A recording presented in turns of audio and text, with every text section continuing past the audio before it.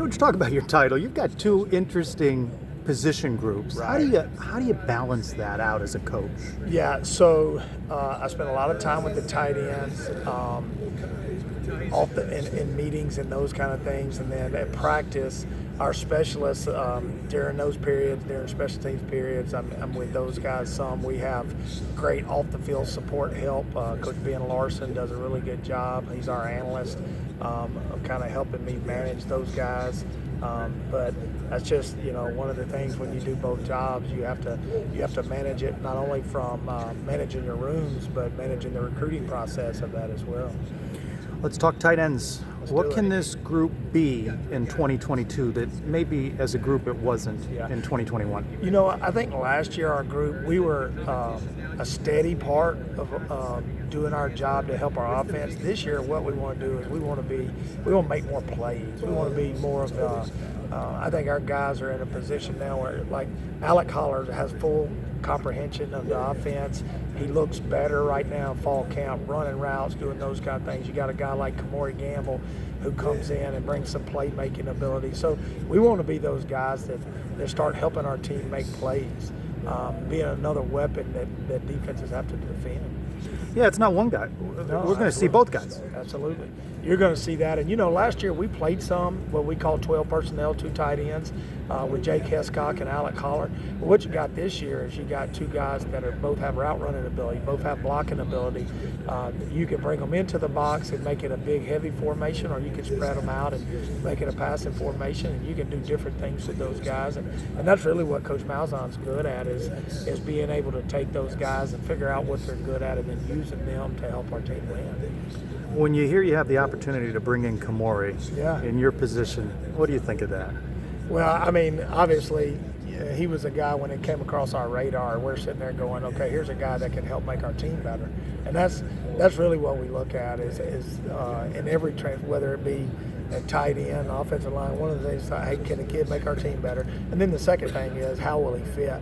And his personality is such that he's come in, he's fit in our room. There's been no distraction, no disruption. And when you got a guy that's a 5th-year guy or even a 6-year guy now with the COVID rules that comes in, are they going to adapt to the new standards, to the new systems, and how are they going to fit into the room with the other guys in those rooms? And it's been an easy transition for him. It's early in camp. Coach has talked about how guys come together. You just mentioned how guys gel. What do you like about the chemistry you see forming with returners, the transfer guys, the young guys? It's a mix. It is, and that's our focus. And I think you have to be intentional about it. I think one of the coach's number one job is team chemistry, especially in the college game. You're recruiting talent. Team chemistry is up to you as a coach, as a staff. And so we're intentional about that. In fact, that's been something, I don't think in the first 3 days that there's been a day that Coach Malzahn hasn't brought that to the attention of our coaches and our players of how big of a thing that is for us.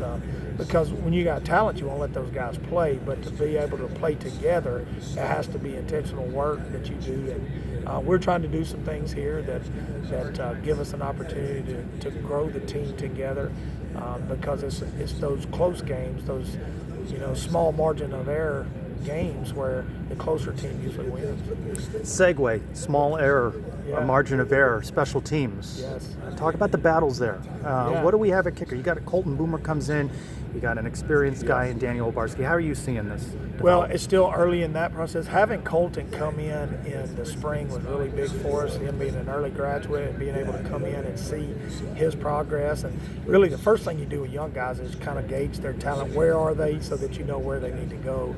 And that was the spring for us. Now what we're trying to do is make both of those guys compete. The good thing about kicking is it's not subjective. The numbers are what they are. If you kick 10 and you make 5 and the other guy's making 7, 8, then now there is an experience factor that you go, but Daniel Obarski comes in last year, and in the Florida game he makes 3 out of 4 field goals, which was a big reason why we were able to win that bowl game.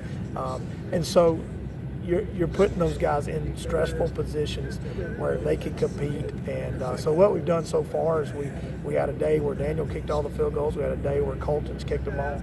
And we're going to continue to do that and compete. And we'll just see how it goes. What's Daniel's range? Daniel has a strong leg. In fact, I think he might be better the further away from the goal he gets. He has a strong leg. He's a guy, I would say right now that he's probably in that 45 to 50 range pretty consistently, and I think he's a guy that's constantly an improvement on that. Punter, you got an award watch list guy at punter, and then you bring in an Aussie. Yeah. Well, again, like one of the things we're trying to do is breed competition, and I don't know if everybody does this, but what we're trying to do is treat the specialist position like we treat every other position. We have to compete in my tight end room. Alec Holler, Zach Wojan, Kemore Gamble, Jordan Davis, all those guys are trying to compete to make each other better. And we didn't have that when I first got here in the specialist room, and we've been doing everything we could to try to create that. And you got guys with a lot of experience under their belt. Obviously, Andrew Osteen has got a lot of live reps. But we wanted to have somebody with him that he could compete against that would make him better and push him to be better. And so we brought in an Australian punter, never played the game of football before, never put on a pair of shoulder pads and a helmet, and never had anybody rush at him live. But he's very talented, got a strong leg. Those guys grow up, that's what they do. He's a 25-year-old freshman. So brings a level of maturity, but he's been playing professional ball. So he brings something to that room. He fits in more from a maturity standpoint with the Alex Wards, the Andrew Ostains, and Daniel Obarski than he does with the Aiden Fedigans and Colton Boomer, new guys that just got here, even though he's a freshman and has to go to freshman orientation like they do. But I think it's going to be good, healthy competition. He's going to give us some things as he goes through this program that are going to make special teams fun. Alex Ward. Yeah. Boy, you get him back for another year. Maybe that wasn't going to happen. That might turns have out been the pretty best good. recruiting sign that we had all off season, because I really didn't think that we would get him back. And I kept telling him, man, are you sure you don't want to come back? All through the season, I would just, and then when he came to me one day, he goes, Coach, I'm not ready to leave. And I was like, okay, you got an invitation to play in the Senior Bowl. You're the runner-up for the top long snapper in the country, and he just loves this place, and he's loved his experience here.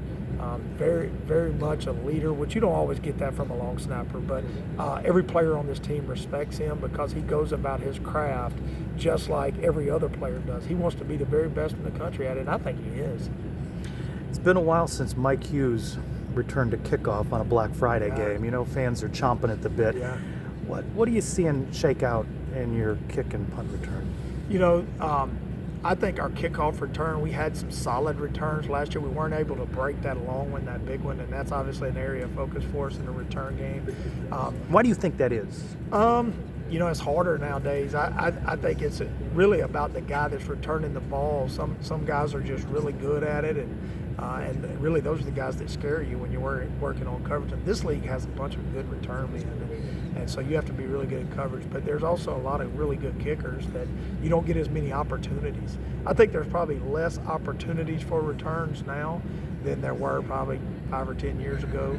But I remember Mike very well. I was on that staff at Auburn, and I remember him more as a corner than a returner, but you saw that return that changed the game, and that's a moment in UCF history that even if you've only been here a year, you already know about.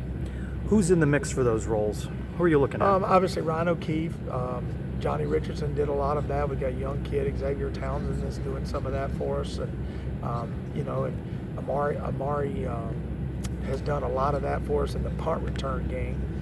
So we're working all of those guys right now, kind of figuring out who gives us the best opportunity. Punt return's a little bit different than kickoff return. There's not as much space, and those guys have to be able to catch the ball in traffic, and then field position is such a big thing in the game. Seize the moment. Coach has been talking about it. When you hear it, how does it resonate with you personally? Well, I don't think there's always. This is year 27, and there's been some years where I thought, if we can win this many games, that we've done a really good job with the talent level that we've had. And but this is a talented football team. This is a moment for us where we look at our football team and we go, if everything comes together and we're able to stay healthy, then we've got a real shot to do something special. And so you want to do everything in your power as a coach to put your players in a position to seize that opportunity. And for our guys, like for us, this is what we do for a living, and At the end of this year, you do it again and you do it again. But for our seniors, this is it. This is their chance. So it really means a lot to those guys, especially those guys that have been here their entire careers.